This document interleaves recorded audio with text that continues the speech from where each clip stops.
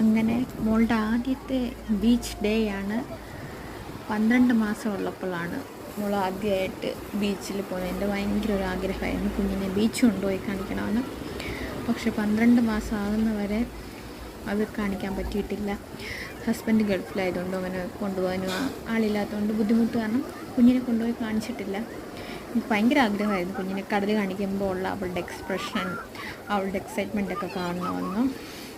അങ്ങനെ പുള്ളി കുഞ്ഞിൻ്റെ പിറന്നാളിന് നാട്ടിൽ വന്നപ്പോഴാണ് അങ്ങനെ കൊണ്ടുപോയി. കുഞ്ഞിന്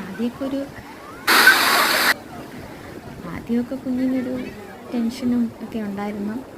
അപ്പോൾ കുറേ സമയം എടുത്തു ആളൊന്ന് സെറ്റായി വരാൻ വേണ്ടിയിട്ട്. ആദ്യമൊക്കെ താഴെയൊക്കെ നിർത്തിയപ്പം കുഞ്ഞിന് കുറച്ച് ഇടയ്ക്കുള്ള കരയുന്നൊക്കെ ഉണ്ടായിരുന്നു.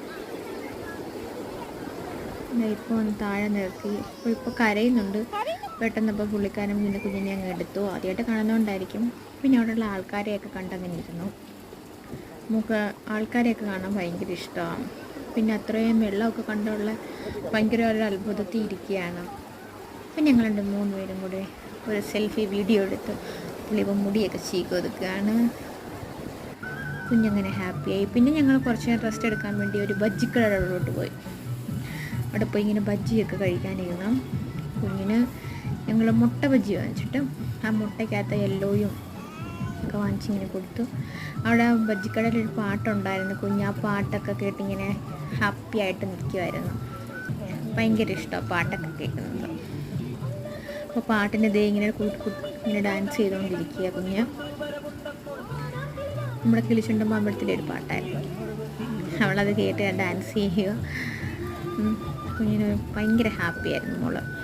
ഞങ്ങളും ഹാപ്പിയായി. അങ്ങനെ ഞാൻ അതിനേക്കാളും ഹാപ്പിയായിരുന്നു കുഞ്ഞിനെ ബീച്ചിൽ കൊണ്ടുപോകാൻ പറ്റിയതില്ല.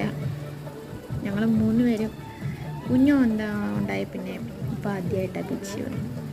അപ്പോൾ കുഞ്ഞ് നടന്ന് തുടങ്ങുന്ന ഒരു ടൈമായിരുന്നു ആ 12 മാസമൊക്കെ. നമ്മുടെ സപ്പോർട്ടില്ലാതെ നടക്കില്ല. നമ്മൾ സപ്പോർട്ട് ചെയ്തുകൊണ്ട് നടക്കുമായിരുന്നു.